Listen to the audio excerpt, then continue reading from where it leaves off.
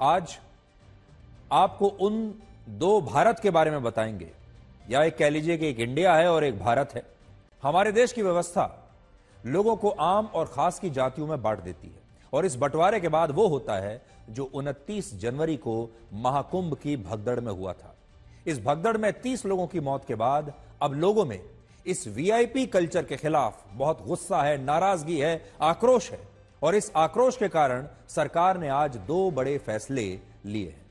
पहला, सरकार ने महाकुंभ में किसी भी तरह के वीआईपी मूवमेंट पर तत्काल प्रभाव से रोक लगा दी है, और दूसरा, सरकार ने सभी पूर्व और मौजूदा विधायक, सांसद, मंत्री, पुलिस और प्रशासन के बड़े बड़े अधिकारी, सेलिब्रिटीज और सोशल मीडिया इन्फ्लुएंसर्स को जारी किए गए वीवीआईपी पासेस को 4 फरवरी तक के लिए अब निरस्त कर दिया है।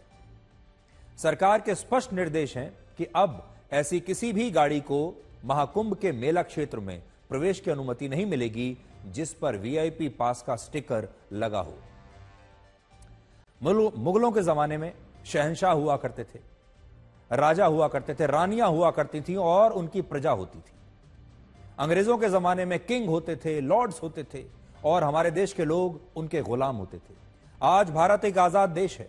हमारे यहां आज दो ही जातियां हैं, दो ही वर्ग हैं, एक है वीआईपी और दूसरा है आम जनता। और अब राजा और रानियों की जगह ये वीआईपी आ गए हैं, और इस पूरे देश में ये जो 10 लाख वीआईपी हैं, एक तरीके से इनका शासन है। आप किसी भी मंदिर में चले जाइए, वहां पर इनके लिए अलग व्यवस्था होगी, आपको लाइन में लगना पड़ेगा कई कई घंटों तक, लेकिन ये तुरंत कुछ ही मिनटों में दर्शन कर सकते हैं। आपको हो सकता है भगवान के सामने कुछ सेकंड के लिए ही दर्शन करवाए जाएं, लेकिन ये कई कई मिनट या उससे भी ज्यादा खड़े होकर आराम से दर्शन कर सकते हैं। दूसरा, अब अगर आप महाकुंभ आते हैं तो आपको पहले के मुकाबले ज्यादा पैदल चलना पड़ेगा, क्योंकि अब कुछ समय के लिए प्रयागराज में किसी भी गाड़ी या बस को मेला क्षेत्र के पास नहीं जाने दिया जाएगा।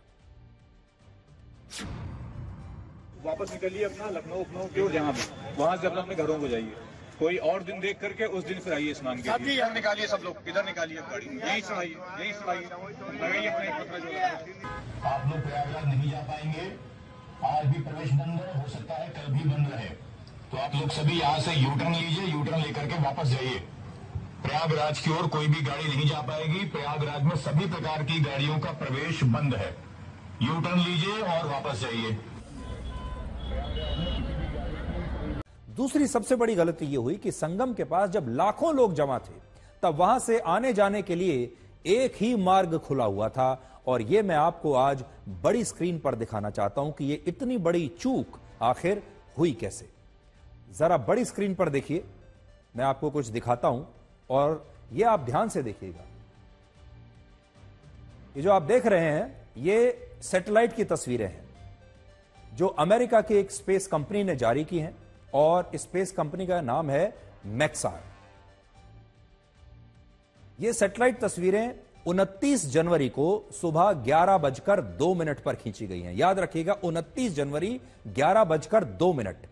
और इसे अगर आप ध्यान से देखेंगे तो आपको यह पता चलेगा कि जिस तरफ संगम की नोज है, यानी वो इलाका जहां नाक के आकार में गंगा, यमुना और सरस्वती नदी का मिलन होता है, वहां से आने जाने के लिए एक ही मार्ग खुला हुआ था, जिसके कारण शायद ये घटना घटी होगी।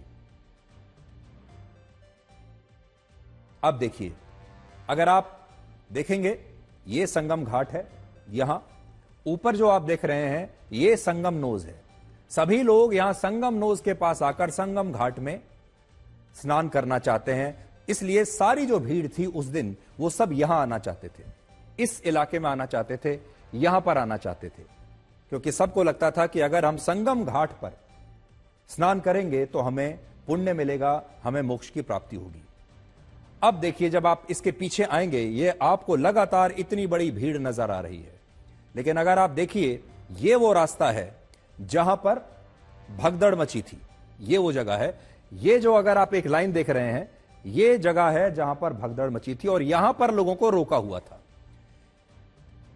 यहां पर अगर आप देखेंगे तो एक बैरिकेड लगा हुआ है, और ये जो पूरा बैरिकेड अगर आप देखेंगे, ये एक बैरिकेड लगा हुआ है लाल रंग से, जिससे लोगों को यहां पर आने से रोका जा रहा था। और आने और जाने के लिए सिर्फ एक रास्ता है, इसी से आप आएंगे और इसी रास्ते से आप जाएंगे। और ये जो रास्ता है इसे बंद कर दिया गया है, यहां पर बैरिकेड लगा दिया गया है। ये अखाड़ा रोड जो आप ऊपर देख रहे हैं, ये अखाड़ा जो रोड है, ये साधु संतों के लिए अलग से मार्ग बनाया गया था।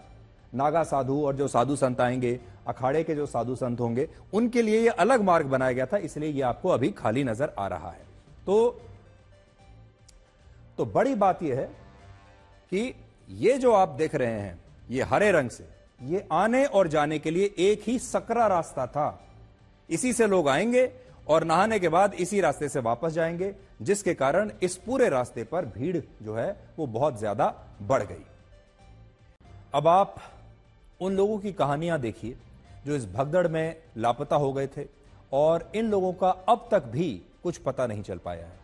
इनके परिवारों का कहना है कि अगर ये लोग इस भगदड़ में मारे नहीं गए हैं तो फिर ये कहां चले गए, और इन्हें प्रशासन अब तक ढूंढ क्यों नहीं पाया। आपने फिल्मों में कई कहानियां देखी होंगी जिनमें कुंभ के मेले के दौरान लोग अपनों से बिछड़ जाते हैं, लेकिन आज ये कहानियां फिल्मी कहानियां नहीं हैं, बल्कि सच्ची कहानियां हैं जो आपके आंखों में आंसू ला देंगी।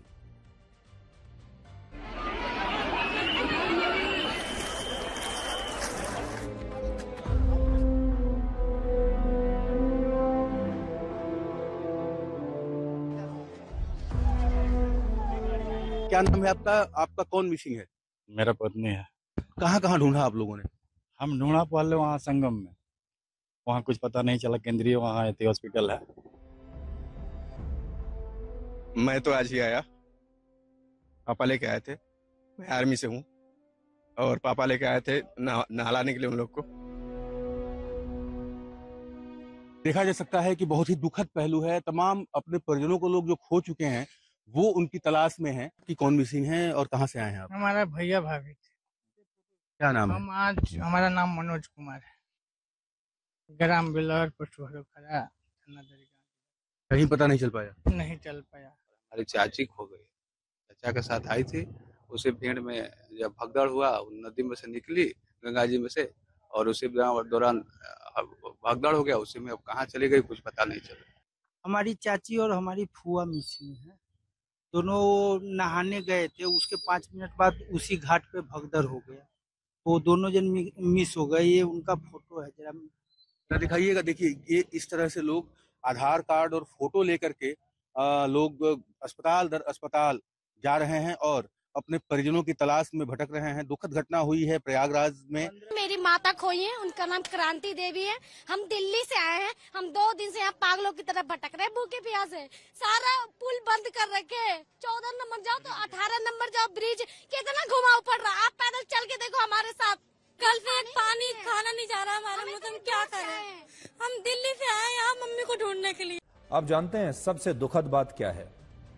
जो भी लोग इस महाकुंभ में मारे गए हैं, सारे गरीब लोग हैं, आम जनता है।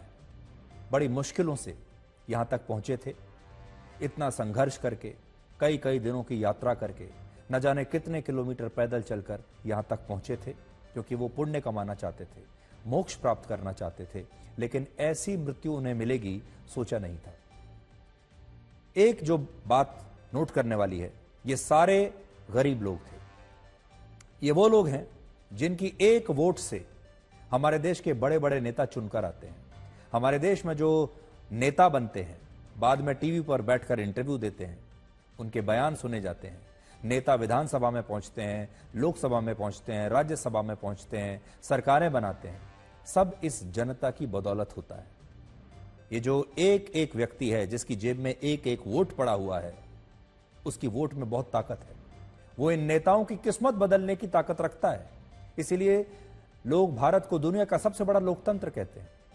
लेकिन फिर भी विडंबना देखिए कि यही गरीब आदमी जो इन नेताओं को बनाता है, आज इसी देश में सड़क पर चलने का सबसे कम अधिकार इस गरीब आदमी का है। महाकुंभ में पुण्य कमाने का सबसे कम अधिकार इस गरीब व्यक्ति का है, इस आम आदमी का है। जिसके नाम पर ना जाने कितनी पार्टियां बन गई। हमारे देश में कितनी पार्टियां बन गई दलितों के नाम पर, गरीबी के नाम पर। जो लोग जिनके साथ नाइंसाफी हुई है शुरुआत से, उनके नाम पर। हर चीज को लेकर हमारे देश के नेताओं ने इस गरीब जनता से वादा किया है, लेकिन फिर भी सबसे कम अधिकार कहीं पर, चाहे वो दर्शन करने का अधिकार हो, कहीं जाने का अधिकार हो, सबसे कम अधिकार इन्हीं को मिलता है, सबसे कम सम्मान इन्हें मिलता है, सबसे कम इज्जत इन्हें मिलती है। इन्हें पुलिस वाले सिर्फ धक्का मारते हैं और जो वीआईपी हैं उनके लिए सारे बैरिकेड्स तुरंत हटा दिए जाते हैं और सम्मानजनक तरीके से उन्हें हर जगह दर्शन कराए जाते हैं।